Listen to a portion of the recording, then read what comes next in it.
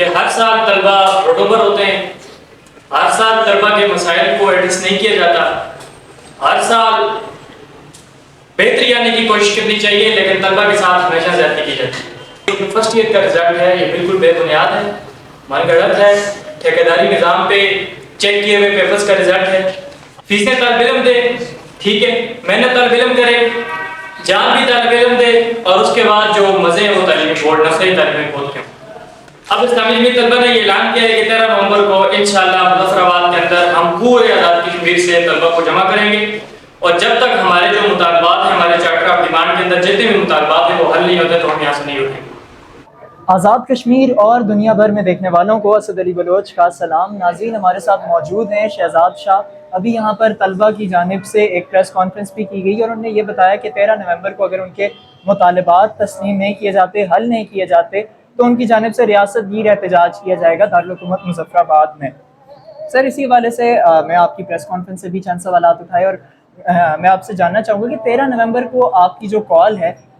ریاست بھر سے طلبہ مظفر آباد جمع ہوں گی، اور آپ کا جو چارٹر آف ڈیمانڈ ہے اس کی جو مین پوائنٹس ہیں وہ کیا ہیں، یہ ہمارے ناظرین کو بتائیے۔ بسم اللہ الرحمن الرحیم۔ آپ کا بہت بہت شکریہ کہ آپ نے طلبہ کی نمائندگی کرتے ہوئے مجھے اس چیز کا موقع دیا کہ میں طلبہ کے جتنے بھی مسائل ہیں آپ کے سامنے رکھ سکوں۔ اسلامی جمعیت طلبہ آزاد کشمیر اور گلگت بلتستان نے 13 نومبر کو مظفر آباد کے اندر ایک احتجاج کی کال دی ہے، جو کہ صرف مظفر آباد کے اندر سے نہیں بلکہ پورے آزاد کشمیر کے اندر سے جو طلبہ ہیں وہ مظفر آباد کے اندر آئیں گے اور اپنا جو چارٹر آف ڈیمانڈ ہے 13 نکاتی چارٹر آف ڈیمانڈ، اس کے اوپر یہاں پہ احتجاج کریں گے، اپنی باتوں کو منوائیں گے، اور انشاءاللہ مجھے امید ہے کہ حکومت وقت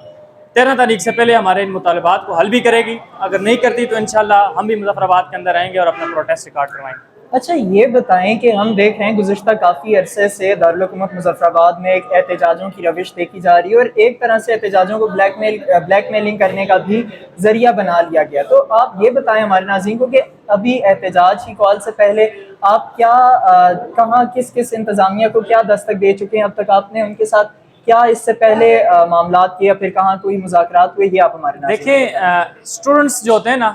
وہ ایک معاشرے کا ایک باشعور طبقہ ہوتا ہے، بالکل ایسے، ٹھیک ہے۔ ہمارے آزاد کشمیر کے اندر اسٹوڈنٹس کو ایک واحد ایسی ایک ڈومین ہے کہ جس کو پس پردہ رکھا ہوا ہے، ٹھیک ہے۔ طلبہ کی فیسوں کے حوالے سے آپ دیکھ لیں، اسٹوڈنٹ یونین کے حوالے سے دیکھ لیں، کالجز کے اندر، اسکولز کے اندر جو اساتذہ کی کمی ہے اس کے حوالے سے آپ دیکھ لیں، کسی بھی چیز کو یہاں پہ سیریس نہیں لیا جا رہا۔ اب طلبہ احتجاج نہ کریں تو کیا کریں، ٹھیک ہے۔ ہمارا جو ایک ہی رستہ ہے وہ احتجاج کا رستہ ہے۔ آپ جو کہہ رہے ہیں کہ انتظامیہ کے حوالے سے یا کسی ادارے کو آپ نے کوئی دستک دی ہے، ہم سب کے دروازوں کو دستک دے چکے ہیں، ہم مایوس ہو چکے ہیں۔ ہم 5 سے 6 سال سے یہ کوشش کر رہے ہیں، یہ جدوجہد کر رہے ہیں کہ ہمارے مسائل کو ایڈریس کیا جا سکے، ہمارے مسائل کو حل کیا جا سکے، لیکن ان کے کان پہ جوں تک نہیں دکھتی۔ تو انشاءاللہ 13 تاریخ کو ایک تاریخ ساز اور آزاد کشمیر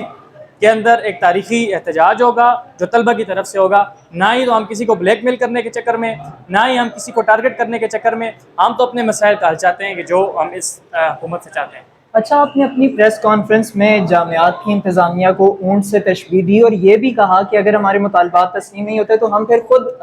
جو ہے ان مطالبات کو تسلیم کروائیں گے، تو کیا آپ کو یہ نہیں لگتا کہ ایک طالب علم کی ایسی روش ہونی چاہیے کہ وہ شعور سے جو ہے مخالف بات کرے کہ ہم کسی اور طریقے سے مذاکرات یا پھر کسی علیحدہ طریقے سے اگر مطالبات تسلیم نہیں ہوتے تو کسی اور راہ کا اختیار کریں گے، تو اس حوالے سے آپ کیا کہتے ہیں کہ آپ نے یہ دو باتیں کیوں کہیں؟ دیکھیں، آزاد کشمیر کی سب سے بڑی جامعہ مظفر آباد کے اندر موجود ہے جس کو جامعہ کشمیر کا نام دیا گیا ہے۔ آپ جامعہ کشمیر کے اندر دیکھیں، ہمارے بہت سے ایسے ڈپارٹمنٹس ہیں، بہت سی ایسے ڈپارٹمنٹس ہیں کہ جن سے فیسز موصول کی جا رہی ہیں۔ فار ایگزامپل ہمارا جو مینجمنٹ سائنس کا ڈپارٹمنٹ ہے اس کے اندر لیب نہیں ہے، لیکن ہماری فیس کے ساتھ لیب چارجز اس کے ساتھ اناؤنس ہیں۔ ایسے بہت سے ڈپارٹمنٹس ہیں کہ جن کے اندر وہ فیسلٹیز نہیں ہیں لیکن ان سے سیمسٹر فی میں ان سے چارج کیا جا رہا ہے۔ آپ یہ دیکھیں کہ جو آج کل احتجاج چل رہا ہے، اس ٹائم جامعہ کشمیر کے تینوں کیمپسز بند ہیں، یہ احتجاج چل رہا ہے، طلبہ یہ چاہ رہے ہیں اب اگر میرا گھر یونیورسٹی کے بالکل پاس ہے، میں کیوں 8,000 فیس دے کے یا 6,000 فیس دے کے اپنی پیسوں کو کیا پیسے اتنے مفت ہیں؟ ہمارے والدین، طلبہ کے والدین محنت مزدوری کر کے طالب علموں کو یہاں تک پہنچاتے ہیں، ان کو اچھی تعلیم دے رہے ہیں، لیکن یہ انتظامیہ، یہ یونیورسٹی کی انتظامیہ، یہ ادارے ہمارے ساتھ یہ کھلواڑ کرنا چاہ رہے ہیں؟ طالب علموں کو یہ فیسلٹیز دے رہے ہیں کہ وہ بیچارے کل روڈوں پہ آئیں یا وہ بیچارے کل روڈوں پہ آ کے خوار ہوں، تو یہ کہاں کا انصاف ہے؟ یہ آپ ہی مجھے بتائیں۔ اچھا آپ یہ بتائیں کہ آپ نے ایک ممکنہ حل جو تجویز کیا اپنی پریس کانفرنس میں، آپ کا یہ کہنا تھا کہ طلبہ یونینز کو بحال کیا جائے، تو آپ کو یہ نہیں لگتا کہ اگر طلبہ یونینز بحال کی جاتی ہیں، جیسے ماضی میں ان کو سیاسی مفادات کے لیے استعمال کیا جاتا رہا، تو وہ دوبارہ سے اسی طرح جو ہے طلبہ کا استحصال کیا جائے گا ان کی جانب سے؟ اور کیسے آپ کو لگتا ہے کہ طلبہ یونینز اس تمام معاملے کا حل ہے؟ دیکھیں طلبہ یونین ہے نا، اسٹوڈنٹس ہیں، یہ ہمارا مستقبل ہے۔ جی بالکل، اس ریاست اس کے میں کوئی شک نہیں۔ بیوروکریٹس بھی اسٹوڈنٹ بنیں گے، اس ریاست کے وزیر اعظم بھی اسٹوڈنٹ بنیں گے، اس ریاست کے اداروں میں بھی اسٹوڈنٹس جائیں گے۔ اب جب یہ پولیٹیکل پلیٹ فارم اسٹوڈنٹس کو پرووائڈ نہیں کیا جائے گا، یہ پلیٹ فارم سے اسٹوڈنٹس کو پس پردہ رکھا جائے گا، تو آپ دیکھ لیں آزاد کشمیر کے اندر فیملیز بیٹھی ہیں، باپ جا رہا ہے، بیٹا آ رہا ہے، بیٹا جا رہا ہے، پوتا آ رہا ہے، یہ نظام تو چل رہا ہے نا۔ تو اس سب کا حل صرف اور صرف اسٹوڈنٹ یونین ہے کہ جب تک طلبہ کو پولیٹیکل ڈومین میں نہیں لایا جائے گا، ان کی ایسی تربیت نہیں کی جائے گی، تو وہ اسی طرح احتجاجوں کے حوالے سے یہی مسائل جنم لیں گے، جامعات ہوں، کالجز ہوں، سکولز ہوں، تو یہی مسائل جنم لیں گے۔ اچھا ہم دیکھتے ہیں جامعات میں احتجاج کر لیے جاتے ہیں، لیکن اس کے بعد بس یہ ہوتا ہے کہ ایک ٹرک کی بتی کے پیچھے طلبہ کو لگا دیا جاتا ہے اور کچھ وقت لے لیا جاتا ہے، اور اس کے بعد دوبارہ معاملات ویسے ہی ہوتے ہیں، تو اس کے حوالے سے آپ کیا کہنا چاہیں گے؟ دیکھیں یہ آپ نے بہت اچھی بات کی ہے، اس کا ایک حل ہے کہ آزاد کشمیر کے اندر برائے نام طلبہ کی بیشتر تنظیمیں ہیں، بے شک۔ لیکن ان کے اندر کوئی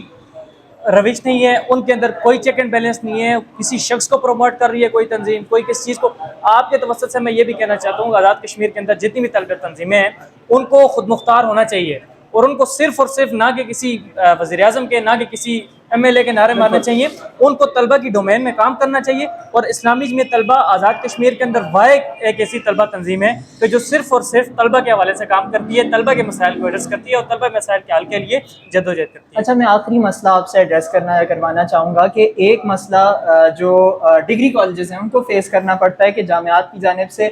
جو جامعہ کشمیر ہے ان کے ساتھ ایفیلیٹڈ کالج ہیں، ان کو یہ مسئلہ فیس کرنا پڑا ہے کہ ان کے جو مارکس ہیں، مارکنگ جو کی جا رہی ہے اس حوالے سے ان کو بعض ایسے اسٹوڈنٹس ہوتے ہیں جن کو بہت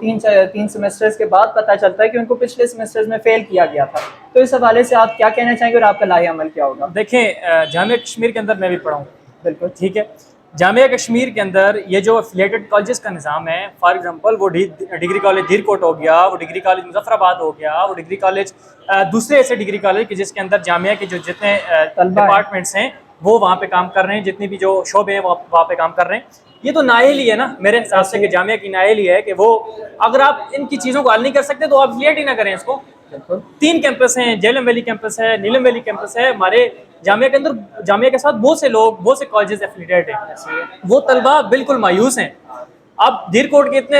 طالب علم ہوگا اس کے پاس یہ تو اخراجات نہیں ہوں گے یار وہ جامعہ کشمیر کے اندر آ کے ایڈمیشن لے، وہ ہاسٹل کی فیس بھرے، وہ ٹرانسپورٹ کی فیس بھرے، وہ باقی چیزوں کی، آپ کو پتہ ہے کتنے اخراجات ہیں۔ اب اگر وہاں پہ آپ نے ان کو یہ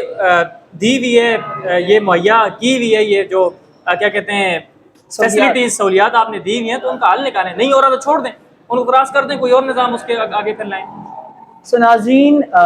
ہم نے جانے اپنی اس خصوصی رپورٹ میں کہ طلبہ کے مسائل کیا ہیں اور 13 نومبر کو کیا لائحہ عمل جو ہے وہ پیش کیا گیا ہے طلبہ کی جانب سے۔ اسی کے ساتھ اپنے میزبان اسد علی بلوچ کو دیجیے اجازت، اللہ حافظ۔